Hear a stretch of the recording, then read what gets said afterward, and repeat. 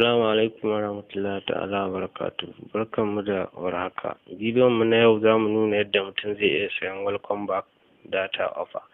Duk da yake mutane da yawa sun san yadda ake sai da wani ke sayan ta, amma akwai wata dabara da mutum zai iya kasance ko da yaushe yana amfani da ita, wato yana sayan irin ta.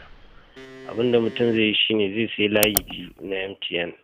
Zai aje ɗaya, tunda duk layin da ya wata uku zai kasance za a bashi wannan offer, wannan data, wato wannan garabasai.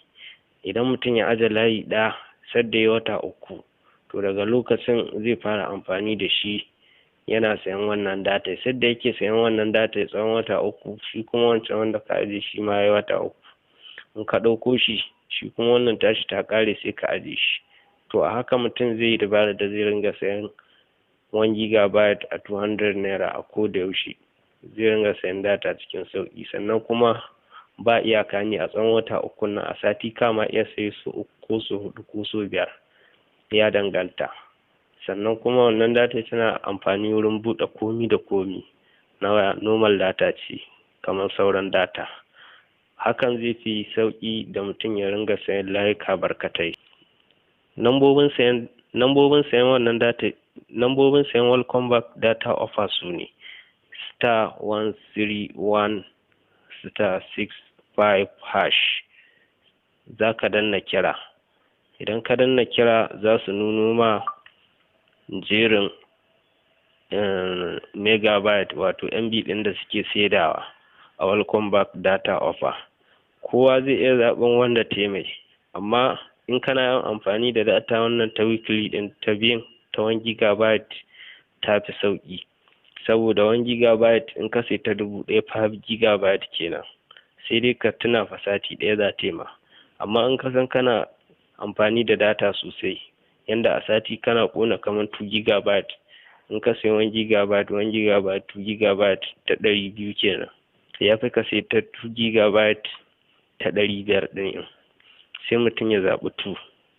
Idan ka zaɓi 2 zai kai ka, sun ce connection. Yawa mutum zai sa *131*65#.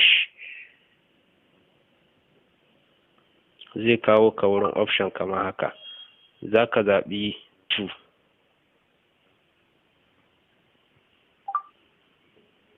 Yawa daga nan wurin sai ka sanya you will be charged 200 naira for the purchase of 1 gigabyte data bundle.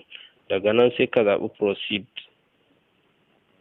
Za a kai ka inda za ka zaɓi ɗaya. In kana so ka dinga sayi ko da yaushe, da ko kuma in kana so sayi ɗaya za ka yi, sai ka zaɓa. Daga nan za su saida ma data.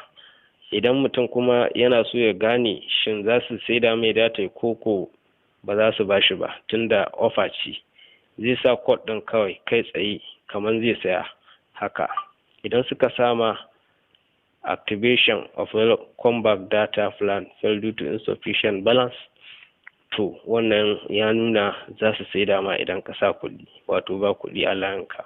Amma idan suka sama you are not eligible, to wannan ya nuna ba za su baka ba.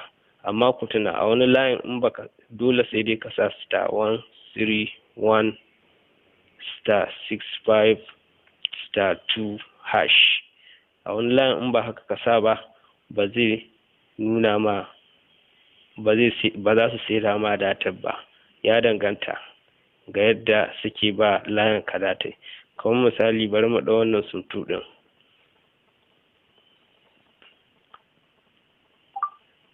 Yawa shi wannan suntu ɗin gashi nan sun nuna you will be charged 200 naira. Amma idan muka sa *131*65#, to ba za su ba shi wannan jerin tsarin ba, da har zai sai guda ɗaya. Shi sa yana da kyau idan mutum ya sa ba su ba shi ba, sai sa waccan code ɗin. Na gode.